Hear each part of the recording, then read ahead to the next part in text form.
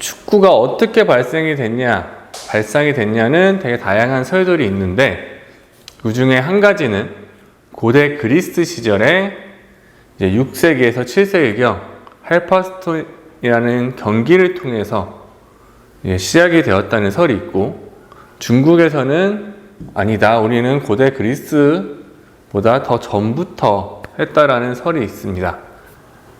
하지만 그 두 가지의 설들만 가지고는 우리 현대 축구가 시작되었다고 하기에는 조금 많이 부족한 부분이 있어요.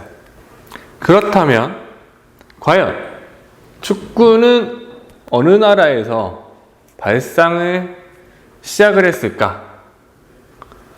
여러분도 다들 아는 나라일 겁니다. EPL 하면 어디죠? 지금 손흥민, 토트넘이 있는 그 나라. 맞아요. 바로 영국에서 시작이 되었다고 해요. 그 시작은 이렇습니다. 덴마크 폭동으로 인해 학대를 받던 영국인들이 덴마크 군인들이 퇴정을 하면서 이제 도망을 갔는데 못 도망가고 이제 잡히거나 죽은 덴마크 군인들이 있겠죠. 그 군인들의 머리를 해서 두개골을 차면서 축제를 즐긴 그것이 이제 시작으로 해서 축구가 발전이 됐다고 해요. 그러면서 영국에서 계속적으로 그런 축구의 문화가 발전이 돼 가면서 처음에는 골대가 없이 골 라인만 있어서 골 라인을 넘어가면 득점이 되는 경기로 진행이 되었다고 합니다. 오늘날의 축구 경기의 형식이 갖춰지게 된 거는 19세기에 이제 영국에서 축구와 럭비가 유행이었는데 경기가 많이 비슷하다 보니까 1863년에 영국 축구협회를 설립하게 되면서 축구가 현대 축구에 많이 가까워지게 더 발전하게 되는 계기가 돼요. 그때 협회의 이름은 어소시에이셔널 풋볼이라고 하고 경기 규칙과 경기에 관한 다양한 것들을 이제 제정하게 되면서 현대 축구가 발전을 하게 되었습니다. 우리나라에서도 축구와 비슷한 경기가 있었어요. 우리 삼국사기에 보면은 신라시대 김유신과 김춘추가 같이 축국이라는 경기를 했다고 해요. 축국이란 거는 뭐 돼지 오줌보나 집으로 공을 만들어서 발로 차는 그런 놀이였다라고 합니다. 그러면서 현대 축구가 우리나라에 이제 들어오게 된 거는 1892년 고종 황제 시절에 이제 영국의 군함이 이제 인천의 제물포에 오면서 그때 축구를 우리나라에 들어오게 되었고요. 정식 축구 보급은 1904년 서울관립외국어학교의 체육교과에 축구가 들어가게 되면서 우리나라의 축구가 정식으로 이제 학교에서도 배울 수 있는 과목이 되게 되었어요. 이제 지금은 전 세계가 다 축구를 알고 축구를 하고 있는 그런 전 세계적인 스포츠가 되었고 4년마다 올리는 월드컵에서 그 실력들을 뽐내면서 각자 나라의 위상도 높이고 그런 또 나라 간의 대립관계도 축구 경기를 통해서 하고 있는 상황이죠. 이제 두 번째로는 축구 경기장. 우리가 경기라는 경기장을 한번 알아볼 건데, 우리 축구 경기장은 정사각형 모양을 안 되고 항상 직사각형 모양으로 돼야 돼요. 그리고 이제 세로의 길이는 90에서 120m, 그리고 가로의 길이는 45에서 90m의 사이에 거리로 되게 되면 되고, 그래서 대부분 국제경기장 같은 경우는 약 110에서 90에서 한 80 정도의 경기장이 크기가 가장 많습니다. 그리고 우리 축구장 보면은 많은 라인들이 있어요. 특히나 축구는 또 농구와는 또 다르게 축구 라인이 있으면 라인에서 공이 완벽하게 다 넘어가야지 골로 인정이 되거나 아웃으로 인정이 돼요. 그러면 라인의 두께가 다 다르면 안 되겠죠. 그래서 경기장의 라인의 두께는 12cm로 국제 경기에서는 라인을 그리게 됩니다. 그러면 우리 박스들이 여러 개가 있는데 가장 많이 하는 이제 페널티 박스 같은 경우는 골대에서부터 16.5m 떨어진 그 안에 있는 이제 골 에리어는 5.5m입니다. 그리고 골대에서 페널티 킥의 포인트까지는 11m로 되어 있고요. 그리고 우리가 페널티 박스에도 있고 경기장 정중앙 센터 라인에도 있는 아크서클은 반지 이름이 이제 9.15m예요.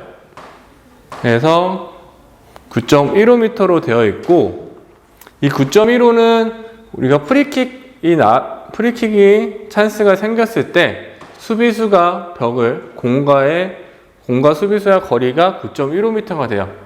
왜 9.15m야 하면 너무 가까우면 선수들이 맞고 부상을 당할 위험이 있고 너무 멀면 의미가 없겠죠. 그래서 나름 피파에서 과학적으로 9.15m 거리에서는 공을 맞아도 사람이 안 죽는다 라는 것과 함께 이 정도 거리에서는 거리에 수비수가 서 있어야 공의 궤적으로 인해서 벽을 넘기거나 할 수 있어서 9.15m가 되어 있어요. 그리고 이제 골대 크기를 한번 보면은 골대 크기는 높이는 2m 44 그리고 넓이는 7m 32로 되어 있습니다. 그리고 골 포스트는 5인치 12cm로 되어 있어요. 정식 규격엔. 그래서 라인이랑 딱 맞는 사이즈로 들어가게 되는 거죠.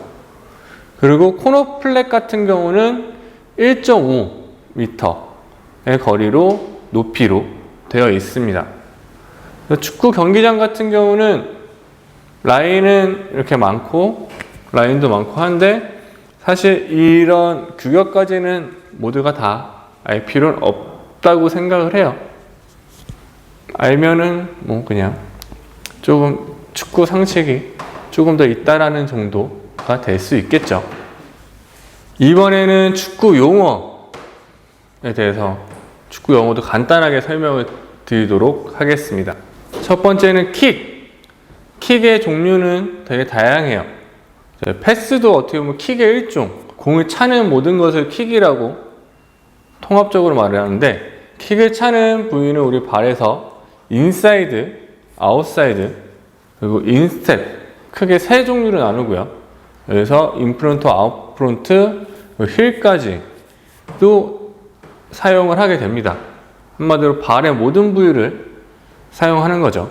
그래서 패스 같은 경우는 기본적으로 패스라고 하면 우리 편한테 정확하게 발 밑으로 깔아서 주는 걸 이제 패스라고 얘기를 하고, 그리고 킥이라고 하는 건 공을 띄워서 공의 밑에 부분을 차서 띄워서 우리 편에게 주거나 아니면 우리가 수비할 때 클리어링 해내는 부분.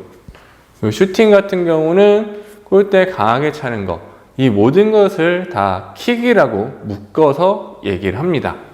두 번째로 이제 트리핑. 트리핑은 공을 내가 잘 잡아놓는 기술인데요. 트래핑 같은 경우는 필드 플레이어들은 손을 제외한 모든 부분으로 트래핑을 할 수 있어요.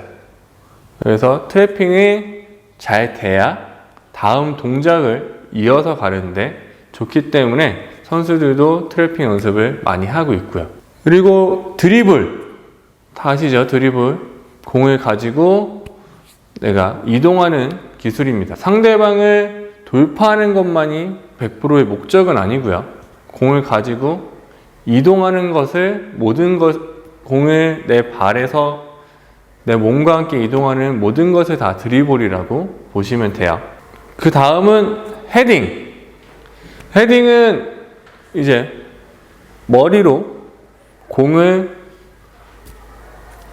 맞추는 기술인데 대부분 이제 축구를 모르시는 분들은 헤딩을 그냥 머리 아무데로나 맞으면 된다라고 생각하지만 헤딩할 때는 정확히 이마의 부분에 맞추는 겁니다.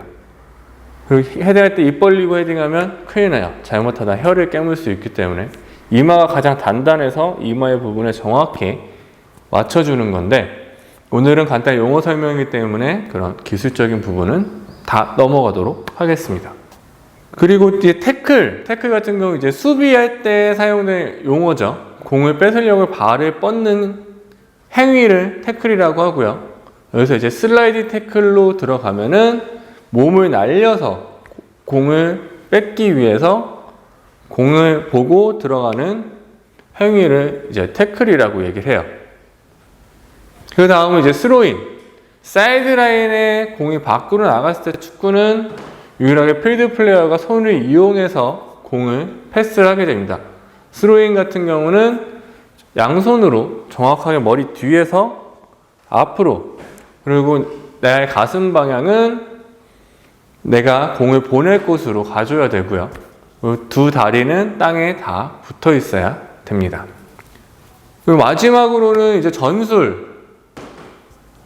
진짜 축구가 처음 시작했을 때는 뭐 4-4-2 포메이션, 3-5-2, 4-3-3 등등 어느 정도 정형화된 포메이션이 있었지만은 현대 축구에서는 이런 포메이션적인 전술이 많이 예전과는 다르게 정말 스트라이커가 없는 전술도 쓰고 다양한 전술이 개발이 되고 있어요. 그런 선수들이 어떻게 움직이고 어떻게 자신의 포지션을 갖느냐, 그런 부분들을 이제 전술이라고 얘기를 하게 됩니다. 그러면 이제 축구 경기 규칙을 한번 이야기해 보도록 할게요. 축구 경기는 11명이서 경기를 진행하게 되죠. 한 팀당. 경기 시간은 프로 성인들을 기준으로 45분 전반, 후반 45분 경기로 진행이 됩니다. 대회마다 그 연장전이나 바로 승부차기에 대한 부분은 좀 다르지만은 통상적으로 연장전에 가게 될 경우에는 15분 전후반으로 진행이 되고, 골든볼로 진행이 되면 그 30분 사이에 먼저 골을 넣은 팀이 승리하는 방식. 그 대신에 뭐 실버골로 하게 될 경우에는 한 골이 들어가게 되더라도, 득점을 하게 되더라도 경기가 끝날 때까지 경기가 진행이 되는 방식으로 하고 있고, 축구는 11명이 하는 게 아니라 이것도 다 대회마다 다르지만 엔트리라고 해서 선수를 20명에서 뭐 18명, 21명 그렇게 선수를 명단을 가지고 경기를 합니다.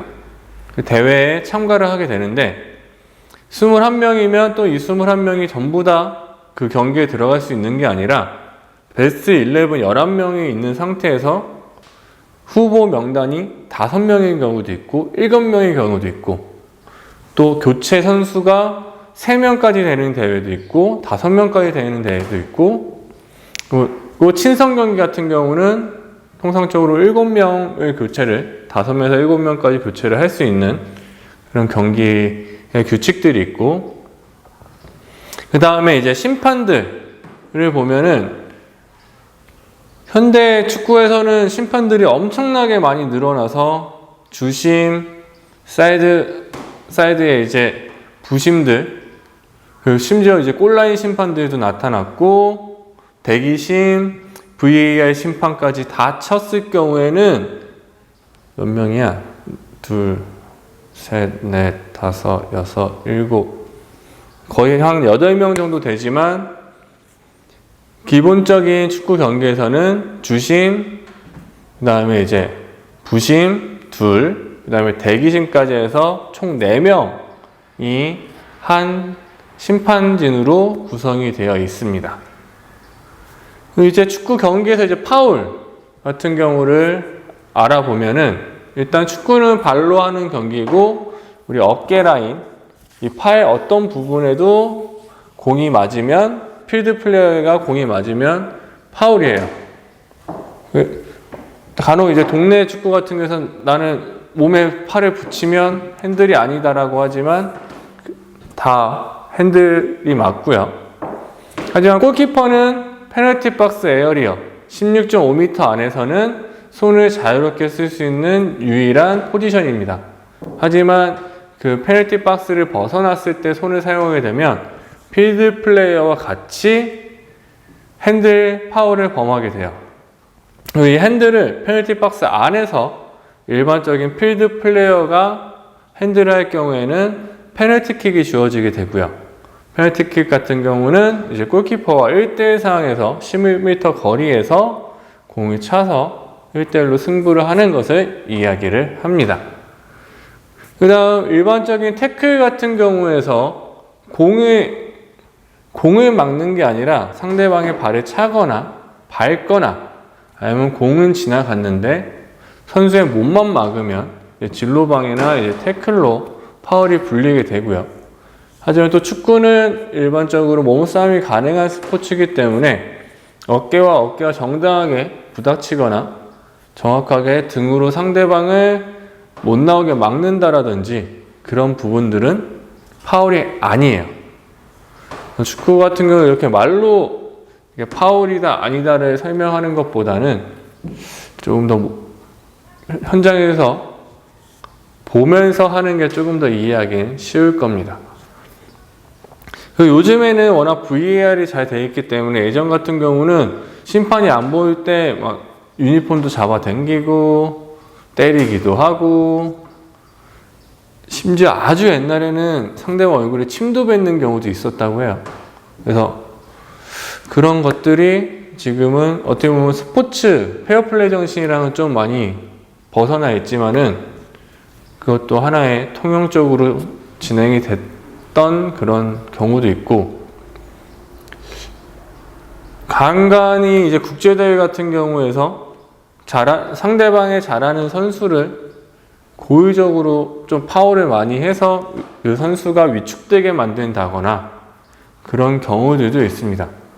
축구에서는 퇴장을 당하는 방법은 심한 파울을 해서 파울을 하게 될 경우에는 옐로우 카드, 정말 비매너적인 파울을 할 경우는 레드카드를 받게 될 경우는 한 번에 퇴장이 되고요. 아예 경기장 자체도 있을 수 없이 라카룸으로 가야 되게 됩니다. 대신 옐로우 카드 같은 경우는 두 장을 한 경기에서 2장을 받게 될 경우에는 그 선수는 이제 레드 카드를 받게 되고요. 축구에서 가장 이제 아마추어나 이제 학생들 축구에서 가장 어려워하는 부분은 이제 오프사이드. 오프사이드의 기본적인 제가 알고 있는 용어로 말을 하면 우리 팀이 패스 발에서 공이 떨어지는 순간 골키퍼를 포함한 수비수가 공격수보다 2명이 상대방 골대랑 가까이 있어야 돼요. 그렇지 않고 한 명만 뒤에 있게 될 경우에는 오프사이드가 됩니다. 하지만 공이 발에서 떨어지는 순간은 뒤에 있다가 공이 날아갈 때 뛰어서 들어가는 건 또 오프사이드가 아닌 거죠. 이게 진짜 말로 설명하기 힘들어서 이미지로 좀 이따가 좀 더 띄워드리고 있죠. 여기 이미지 막 뜨고 있을 거예요. 이런 것들이 이건 오프사이드, 이건 오프사이드가 아니고, 그래서 오프사이드 같은 경우는 정말 아마추어 대회나 그냥 아마추어 클럽 팀들의 시합에서 엄청난 싸움의 발단점이 되기도 합니다. 그리고 심판의 성향에 따라서 어느 정도의 몸싸움까지를 받아들이느냐 안 받아들이느냐가 또 달라서 그런 부분들은 심판의 주관적인 거기 때문에 100% 어깨로 어느 정도 밀으면 파울이다 아니다라는 거는 정확하게 말씀을 제가 드리기는 좀 힘들고요. 이제 축구 심판 그런 규정집에는 나와 있지만 그게 100% 딱딱딱딱 그런